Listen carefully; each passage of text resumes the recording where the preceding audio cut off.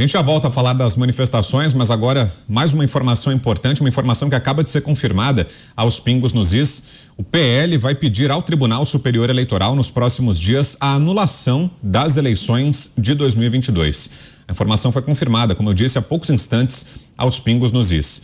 Essa ação, que está sendo finalizada, leva em conta ao menos 2 auditorias sobre as urnas. Um dos relatórios de fiscalização conclui não ser possível validar os resultados gerados em todas as urnas eletrônicas de modelos 2009, 2010, 2011, 2013 e 2015.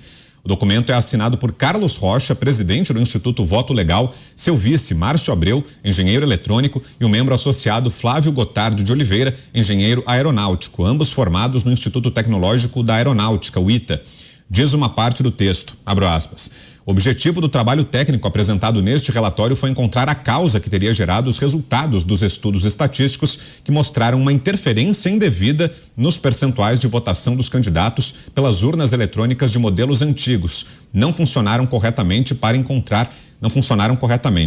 Para encontrar evidências de que esse grupo de urnas não teria funcionado corretamente, foi realizada uma análise inteligente dos dados contidos nos arquivos log de urna de todos os modelos de urna eletrônica utilizados nas eleições de 2022. Fecho aspas. Informação importante que acaba de chegar, portanto, o PL, o partido do presidente Jair Bolsonaro, vai pedir ao TSE a anulação das eleições de 2022. José Maria Trindade. Pois é, um ato de coragem, né? O PL foi o partido que mais elegeu deputados, elegeu uma bancada expressiva no Senado Federal, será o maior partido do Senado Federal e pede a anulação das eleições porque entende que é preciso fazer uma nova eleição. Acredito que quem tem voto, Tarcísio, os integrantes do PL, eles terão todos os votos de novo ou talvez até muito mais voto. Esta é a conta, né? Então, uma decisão de coragem do PL, que é o partido do presidente Jair Bolsonaro. Acho que faltava exatamente isso, que os partidos, eles ficassem lá de olho no Tribunal Superior Eleitoral. É evidente que é um debate aberto que não vai muito longe, porque o pedido é exatamente para o TSE, que fez todo esse processo, não vai dizer, olha, desculpa, erramos, o nosso trabalho não foi bom e vamos anular a eleição e fazer uma nova eleição para ver se a bancada de deputado do PL e de outros continua a mesma bancada. Então, assim, é claro que o TSE vai negar e vai subir para o Supremo, que tem lá no TSE também ministros que vão acabar cancelando. Mas é bom dizer que os partidos estão de olho. Sobre a carta do general Vilas Boas, é preciso dizer que o general está na reserva. Mas ele é muito respeitado por todos os militares do país. É um general que mantém até hoje laços, é visitado, né, por generais da ativa. E lembrando bem que às vezes, ou seja, quase sempre, os generais da ativa, eles se valem exatamente dos generais da reserva para falar sobre assuntos políticos, já que a Constituição brasileira não permite que os militares da ativa discutam ou sejam filiados, enfim, e os generais da reserva acabam ecoando o que na verdade pensam os generais da ativa. E essa carta, ela é fantástica, porque ela vai exatamente ali nos diagnósticos. Aí perguntam por que as pessoas estão nas ruas.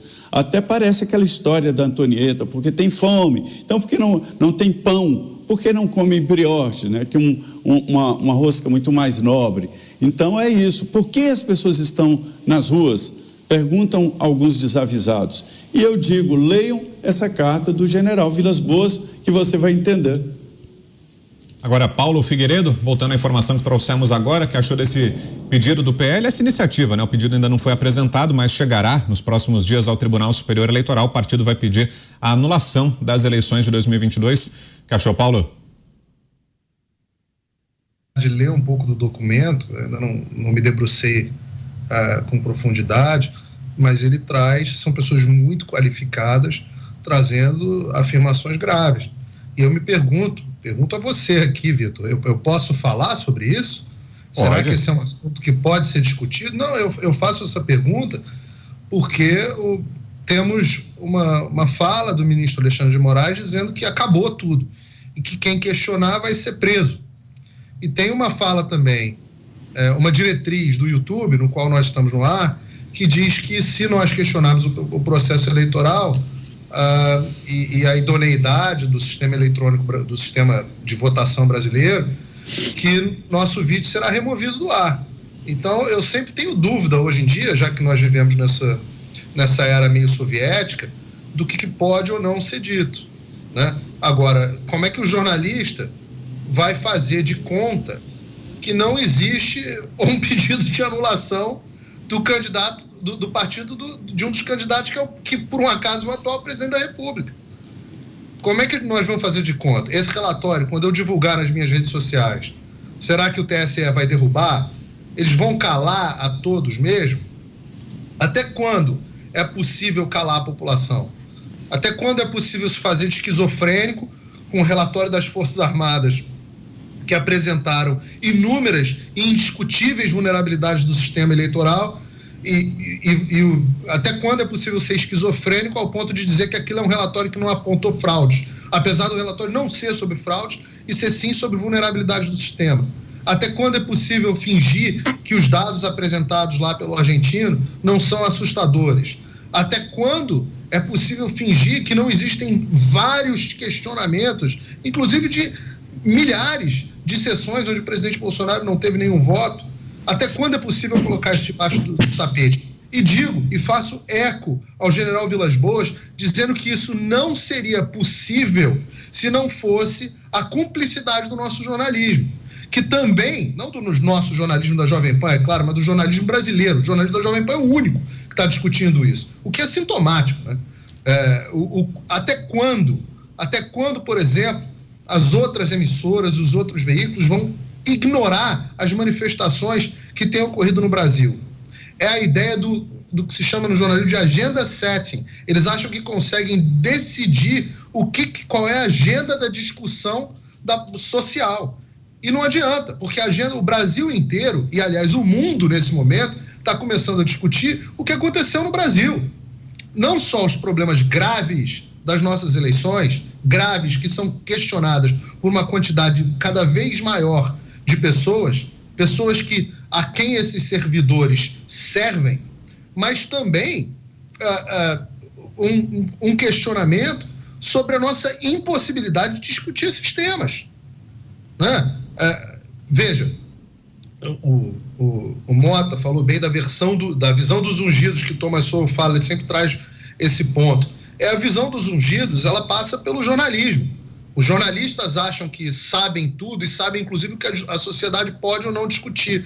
Mas ela passa também pela arrogância dos ministros, que, ao serem confrontados pelo povo, devolvem com risinho, com deboche, ou falando, perdeu mané. Eu sou carioca, temos outros cariocas aqui, o Pinto está bem cariocado. Nós no Rio tem uma expressão, quando o assaltante vai te roubar, ele fala assim, perdeu o playboy, né?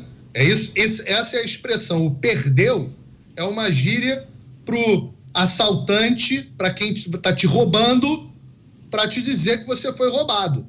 Então, quando eu ouço perdeu mané, imediatamente o que na minha cabeça vem é um ladrão que acabou de me roubar e está, como tem uma arma apontada para mim, está dizendo vai ser assim e está acabado. É uma escarrada na cara do povo brasileiro. Agora, nesse momento, o que nós vamos ter é o partido do presidente da República seguindo, de novo, o tal do ditador, o tal que ia dar um golpe, está seguindo o caminho absolutamente institucional. E eu aposto, faço uma aposta aqui, se alguém da bancada quiser apostar comigo, tá feita a aposta, eu gosto de aposta, acho que o pessoal que assistiu o Morning Show já se acostumou com isso, geralmente eu ganho. A aposta é a seguinte: essa peça será tratada pelo Tribunal Superior Eleitoral com o mesmo desdém e desprezo com quem eles vêm tratando toda a campanha de Jair Bolsonaro e todo o povo brasileiro. E aí, não tem como a população não pedir SOS. Esse sinal SOS que a gente tem visto em todas as placas, em todas as manifestações, isso, as pessoas nem sabem de onde vem isso. Isso vem de quando um navio estava naufragando e os rádios tinham acabado de ser inventados e o código Morse, e as pessoas escreviam SOS, que significa assim, Save Our Souls, salvem as nossas almas. E o Brasil, o que é o Brasil, se não justamente isso, um navio que está naufragando e a população em desespero está pedindo salvem as nossas almas. Coronel. Vamos lá. Nós temos um documento produzido pelo general Vilas Boas e, pegando aqui um gancho nas palavras do Zé Maria, que, de fato, é um general muito conceituado no âmbito do Exército, das Forças Armadas, mas ele conseguiu, nesse texto, fazer um resumo e organizou as ideias para toda a sociedade. E ele agiu como um cidadão. Talvez pela doença degenerativa que ele tem, que é uma doença neuromotora, né? E eu estava no serviço ativo quando ele era o comandante do Exército, e eu percebi, a tropa toda, a evolução dessa doença, e é interessante que a liderança dele fez com que a tropa não sentisse por ele pena, pelo contrário, a tropa acompanhou a evolução da doença, que é uma doença que vai tirando a mobilidade aos poucos, e ele, com a sua liderança, persistiu até quando foi possível. Essa liderança dele nos ajuda como sociedade, porque ele levanta nesse ponto, talvez até pela sua restrição de movimento, ele faz um documento muito conciso, mas levanta 3 pontos que eu gostaria de ressaltar rapidamente. Primeiro, ele coloca que o povo está pedindo socorro por causa dos atentados à democracia. Veja bem, atentado à democracia é o argumento usado por muitos dos ministros do Supremo aqui em Nova York, nesse evento que me deixou ontem tão irritado. Alguns seguidores me falaram que ontem eu estava realmente bastante indignado. Agora, esse documento do general Vilas Boas, ele fala que o atentado à democracia na perspectiva da população ataca 3 pontos. Ele coloca a independência dos poderes, ele coloca ameaças à democracia e à liberdade, especificamente, e as dúvidas sobre o processo eleitoral, que ninguém pode falar e está todo mundo com receio. Quando o Zé Maria se faz a referência a que a anulação do pleito eleitoral solicitada pelo PL coloca em risco todas as outras demais eleições, ou seja, de governadores e parlamentares, é porque nós não podemos discutir com liberdade os laudos que já estão circulando na internet. Então, por isso se entende a necessidade de regular as redes sociais, e esse esforço tanto do presidente, do ex-presidente Lula, e agora até de ministros do Supremo, querendo regulamentar as mídias para justamente calar a população. E o general Vilas Boas levanta a questão de uma forma muito inteligente, quando ele faz referência à queda do Muro de Berlim, em que essa opressão que tenta se fazer sobre as redes sociais, ela não funciona porque, como ele disse, pessoas que lutam pela liberdade jamais serão vencidas. E a gente percebe isso nessas diversas primaveras árabes, revoluções coloridas, e seja lá como for, o que nós vemos em outros países chega ao Brasil nesse momento, onde tentar cercear a liberdade de expressão é um esforço completamente inútil. Segundo ponto, desculpe, ele fala então da ameaça à liberdade e fala sobre a dúvida do processo eleitoral. E é interessante que o general Vilas Boas, em uma frase só, ele consegue colocar realmente qual é o problema que o TSE está impedindo o brasileiro de debater, que é o seguinte, ele colocou, simplificando, todo aquele relatório do Ministério da Defesa de 65 páginas, ele pode ser reduzido a uma frase do general Vilas Boas.